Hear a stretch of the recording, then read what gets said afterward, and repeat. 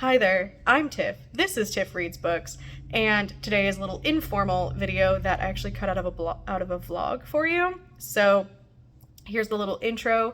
I decided to take my Saturday after I finished a book, and I went to the library, and I just kind of wandered around, and I picked up whatever struck my fancy. So I wandered around the library when I finally got there.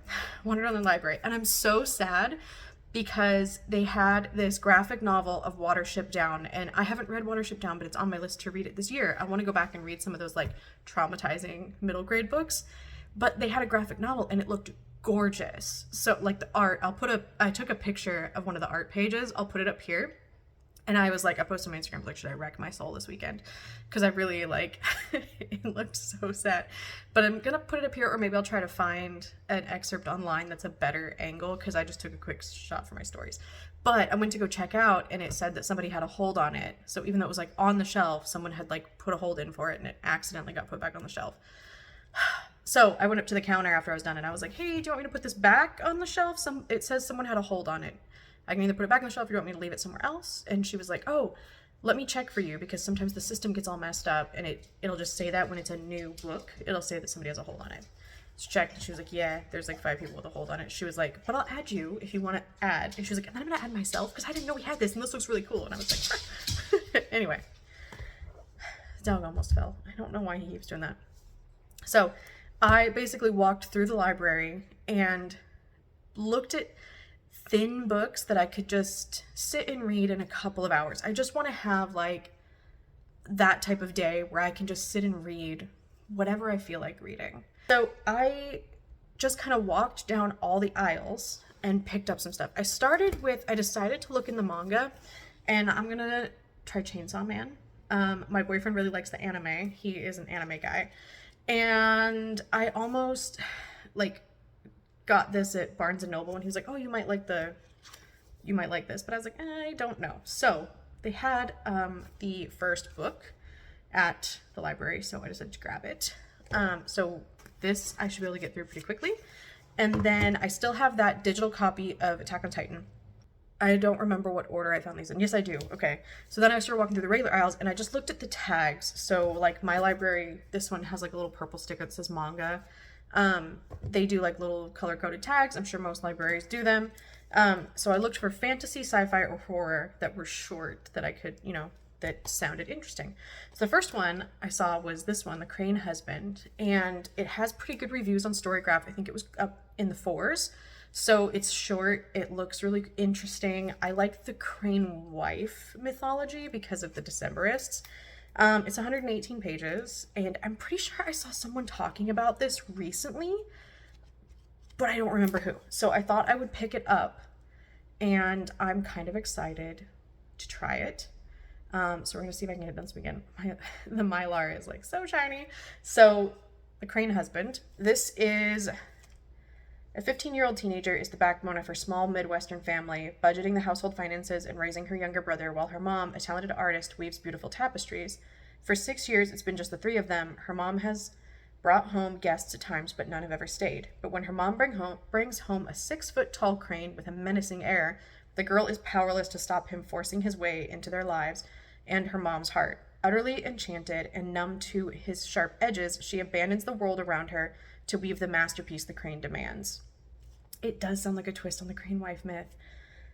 This stunning contemporary retelling of The Crane Wife, yes, it is. Okay, so I only ever read like the first paragraph, the synopsis, of The Crane Wife by the author of When Women Were Dragons and The Girl Who Drank the Moon. When Women Were Dragons is on my TBR, but I haven't read the other one. A fiercely pragmatic teen forced to grow up faster than was fair will do whatever it takes to protect her family and change the story. So The Crane Wife by the Decemberists honestly makes me emotional like every freaking time. So then I saw an Alex E. Harrow short story, and my only Alex E. Harrow is The Six Deaths of the Saint, which I loved, absolutely loved. And so I thought I would grab this. It was a short fantasy, and be honest, I did not read the synopsis. I just wanted to pick it up. So let's see what the synopsis is. It's Zinnia Gray's 21st birthday, which is extra special because it's the last birthday she'll ever have.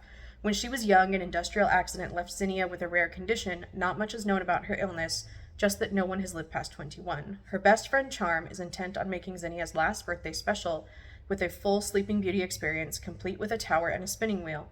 But when Zinnia pricks her finger, something strange and unexpected happens, and she finds herself falling through worlds, the tape for the Mylars over it, through worlds with another Sleeping Beauty just as desperate to escape her fate. So the cover on this got me, and like, it's pretty. A spindle splinter, that makes sense that it's, yeah, I honestly didn't put it together. It's a Tor.com book. So, who is this one? This is also Tor.com. Okay, and then I saw The Ballad of Black Tom they had, and this one I've heard a few people talking about. This is a retelling of a Lovecraft story, and I have a Lovecraft collection downstairs, so maybe I'll read if I have that one, maybe I'll read it first. Or I'll read this first and read the Lovecraft one. Charles Thomas Tester hustles to put food on the table to keep the roof over his father's head, from Harlem to Flushing Meadows to Red Hook. He knows what magic a suit can cast, the invisibility a guitar case can provide, and the curse written on his skin that attracts the eyes of wealthy white folks and their cops.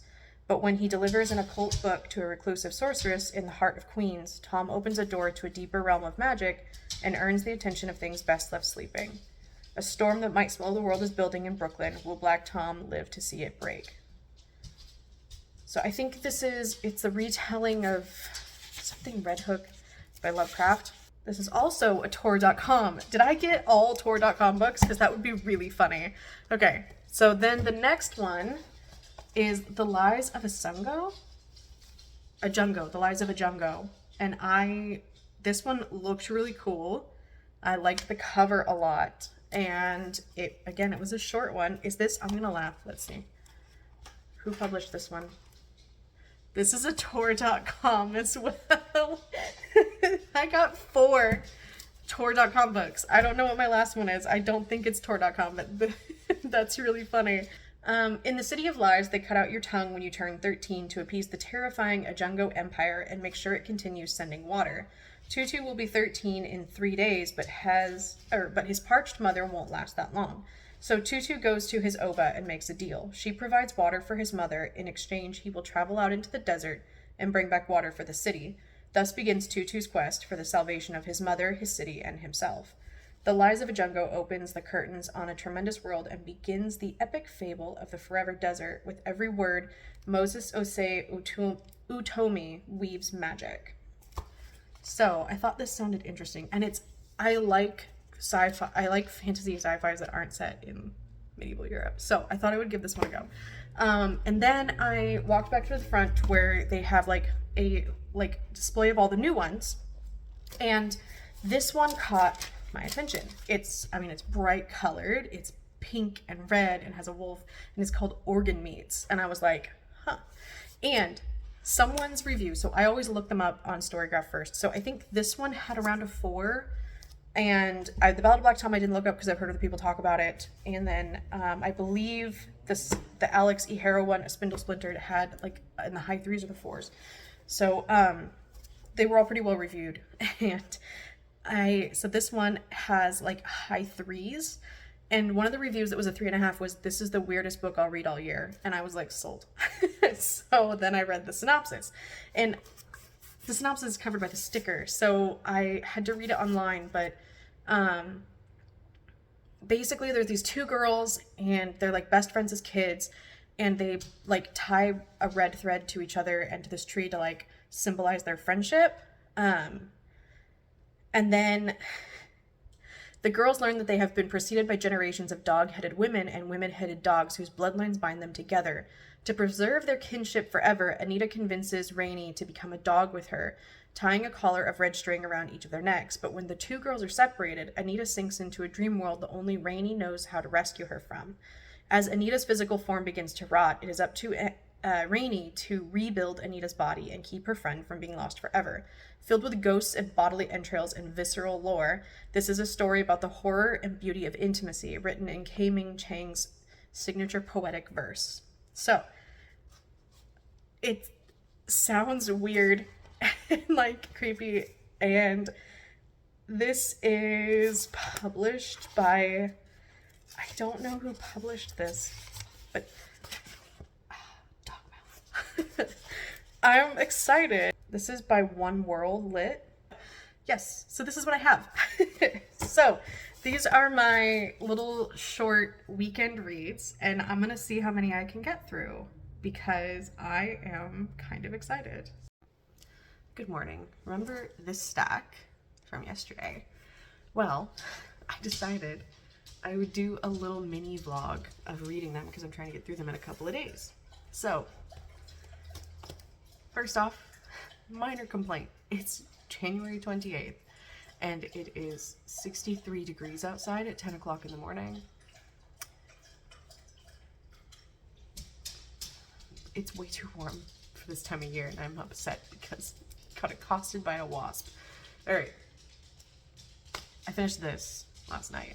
It's only like, I'm gonna wait for the dog to finish pacing. Okay, he's flopped. Okay, this is only like 84 pages and it was so good.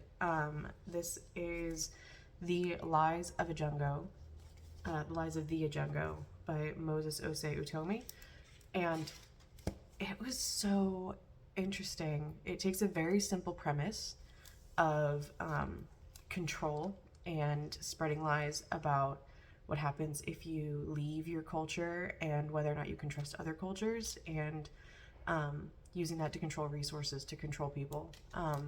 That's basically the gist of it. It's so short, I can't really tell you anything else, but this had really good character growth and development and set up a really good fantasy world in like 84 pages, and I was just, it's so good. I'm gonna be reading more from this author. And then I finished Chainsaw Man and my boyfriend didn't think I would like this one, but I really did. I thought it was just a funny, silly, goofy time. I think he thought I wouldn't like it because there's this like undercurrent thread of the main character just like really wanting to touch some boobs.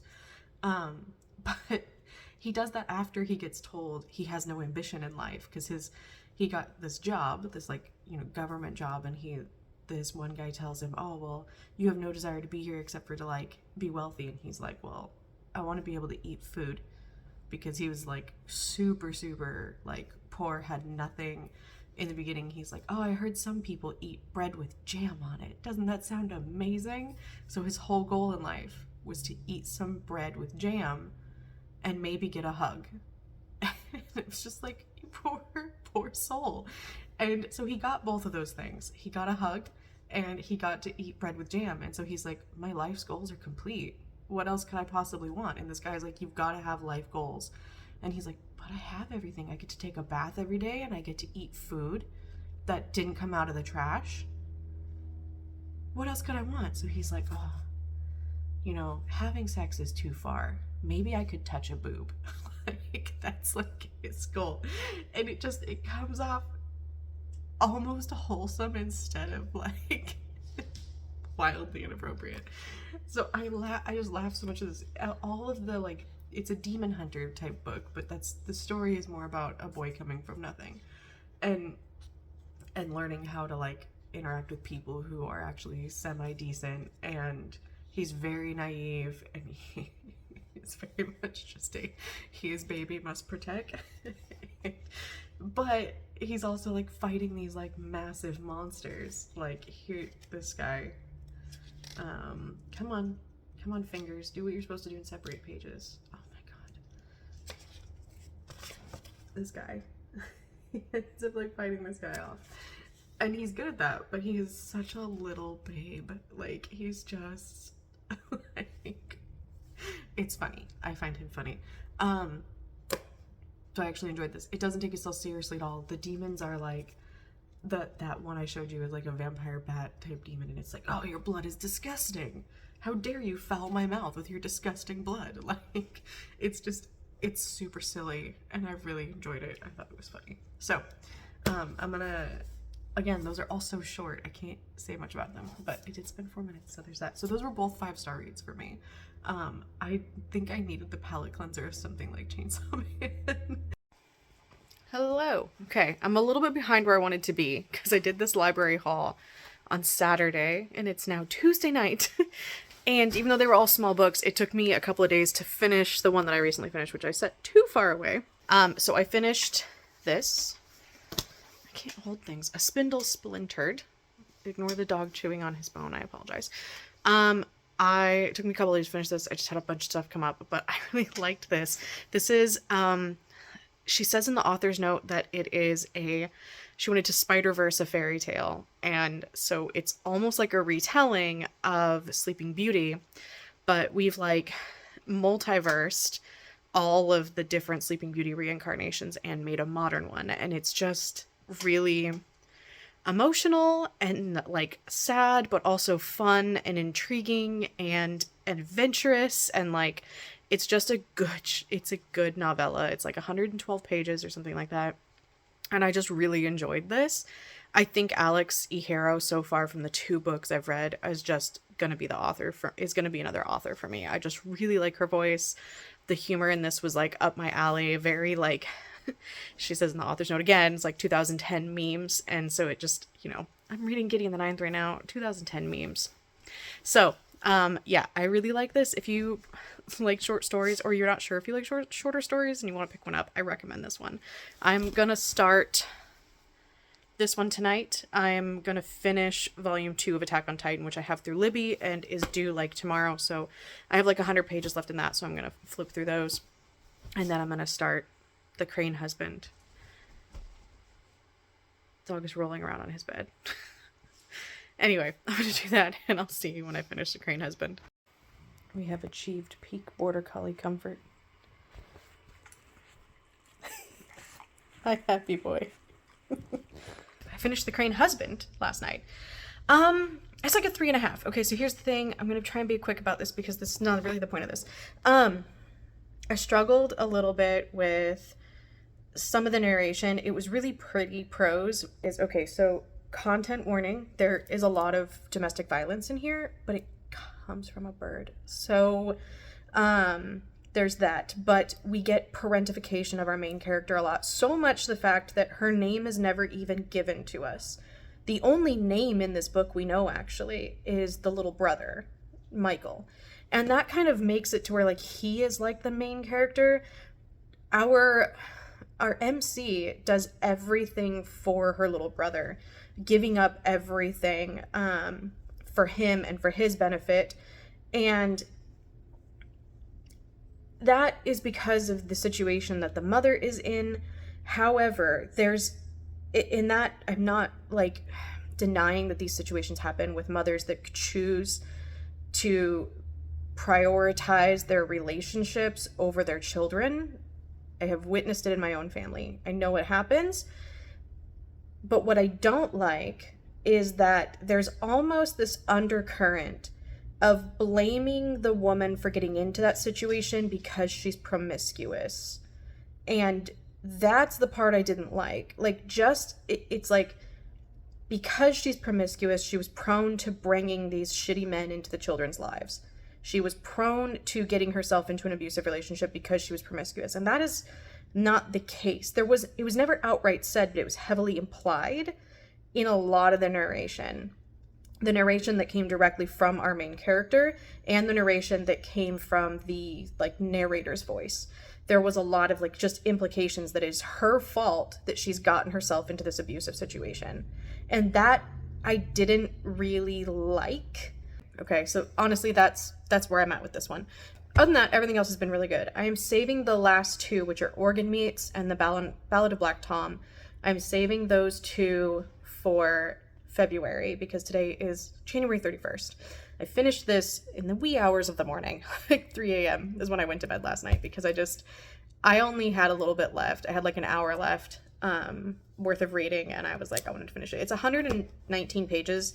I know a lot of you could finish this in an hour, but for me, this is 2 hours and a half-ish because I read about 40 to 50 pages, 50 to 60 pages an hour. So depending on how tired I am and how much I like the writing. So next video you see from me will be my February TBR, and then we'll do my January stats.